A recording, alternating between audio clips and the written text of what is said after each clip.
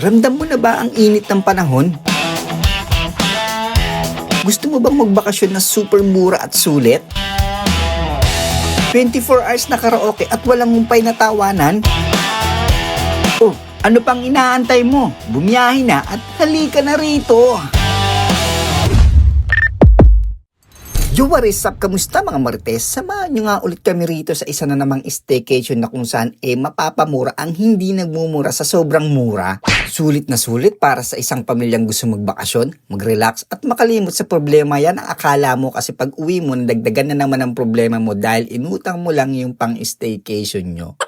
Hindi ka pa nakakapasok pero komportable ka na at ramdam mo na ang preskong simoy ng hangin. Paano naman kasi napapaligiran ito ng mga maraming halaman at puno mula sa loob at sa labas ng bakuran. Sabayan mo pa ng malinis at malawak na swimming pool. Talaga namang enjoy na enjoy ang mga chikiting. Galing, no? Ayos, no? Kung ikaw ay nagpapaputi at ayaw umitim, huwag ka mag-alala dahil meron dyang sunshade na pangharang sa kutis mong balat sibuyas. Matutuwa ang bawat miyembro ng pamilya dahil meron ditong billiards at iba't ibang klase ng board games. At isa sa mga nagustuhan ko ay ang pwestuhan na ito na siguradong matutuwa ang mga tito nyo. Yes! Galing, no? Ayos, no? Tingnan nyo naman yan. Kompleto recados, malaking screen, wireless mic at madaming speaker. Mukhang hindi nga namin magagamit yung dala naming pangmalupitang JBL Party Box original na binili sa SNR at hindi galing sa Shopee.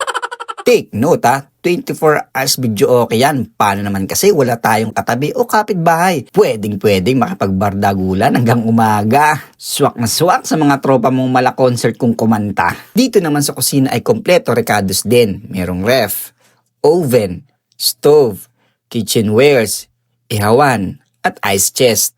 Marami ding table and chairs. Sakto sa malalaking pamilya. Hindi pa natatapos yan dyan. Tara, akyat tayo sa taas. Bukod sa living room sa baba, meron ding living room dito sa taas. Maaliwalas, presko at masarap tambayan. Sakto sa mga Marites nating mga tropa. At pwedeng manood habang nagchichismisan. Hindi lang tambayan, pwede rin mag-picture-picture at kumuha ng mga pang-instagrammable videos tulad nito.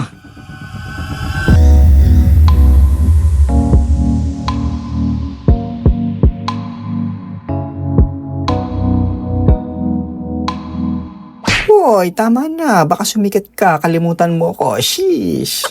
Tara, pasok tayo sa mga kwarto. Mag-umpisa tayo dito sa maliit na kubo. Pagpasok mo nga dito ay meron dito maliit na tambayan. Grabe, di na naubos ang tambayan. Sign na ba to para maging tambay ako?